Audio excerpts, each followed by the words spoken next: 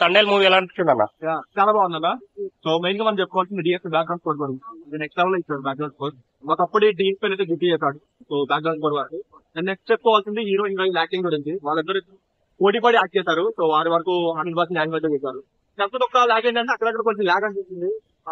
Screen అయితే కొంచెం bore అనిపిస్తుంది కానీ మిగతా ఓవరాల్ గా acting wise background score wise cinematic wise అయితే నెక్స్ట్ లెవెల్ ఉంది. అన్న అంటే ఒక రియల్ స్టోరీ కదా, సినిమాటిక్ గా సెట్ అయింది అంటున్నా. సెట్ అయిందా?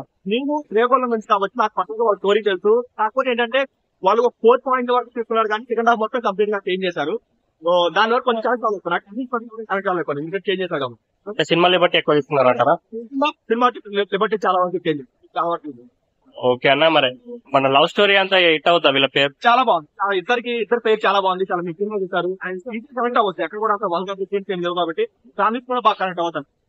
ఓకేనా, సినిమాలో మీకు ఏం నచ్చిందన్న ఎక్కువ? ఎక్కువ డిఎస్ బ్యాక్గ్రౌండ్ అన్నాం. సో ఫస్ట్ మనకి ఏదైతే టైటిల్స్ పడుతున్నాయో అక్కడ నుంచి డిఎస్ స్టార్ట్ చేశాడు. క్లైమాక్స్ లో మనకి బుద్ధి సాంగ్ ఒకటి ఉంటుంది. అది నెక్స్ట్ లెవెల్ లో కొట్టాడు. అసలు ఆ బీజం వరకు ప్రతి సీన్ లేపాడు. ఎక్కడ మనకి స్లో అనిపిస్తున్నా సరే అది నెక్స్ట్ లో తీసుకెళ్లి మంచిగా తీసాడు.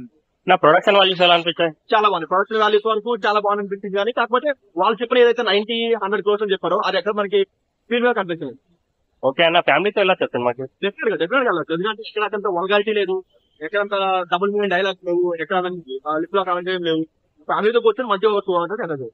ఓకే అన్న, నాగ చైతన్య సాయి పల్లవి డాన్స్ మ్యాచ్ చేశాడా?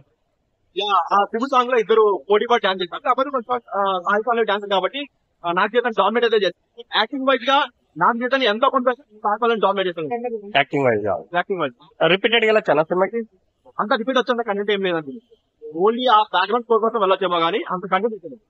ఎవరైనా సినిమా హిట్ అంటున్నారా? సో నాగ చైతన్య కెరీర్ లో బిగ్గెస్ట్ హిట్ అవుతుంది. కాకపోతే ఏంటంటే సెకండ్ హాఫ్ ఇంకొంచెం బాగా తీసుకొని స్క్రీన్ ప్లే ఇంకొంచెం హ్యాపీగా తీసుకుంటే బాగుంటుంది. సినిమాటిక్ లెవెల్ తీసుకున్నారు.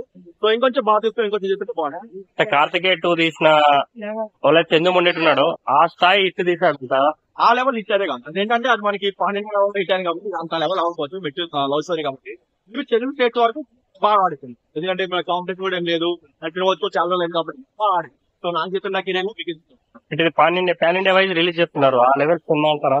ఆ లెవెల్ కనుక్కోవచ్చు. మేబీ వాళ్ళు కనెక్ట్ అవ్వకపోవచ్చు. సో వేరే లాంగ్వేజ్ అన్న, సినిమాలో మీకు ఎక్కడైనా రియల్ తండేల్ అనే మీరు విన్న కథ కనబడిందా మీకు ఓవరాల్ గా? డెఫినెట్లీ కనబడింది. ఎందుకంటే సెకండ్ హాఫ్ నాకు తెలిసిన స్టోరీ వరకు ఏంటంటే వాళ్ళ వైఫ్ ప్రెగ్నెంట్.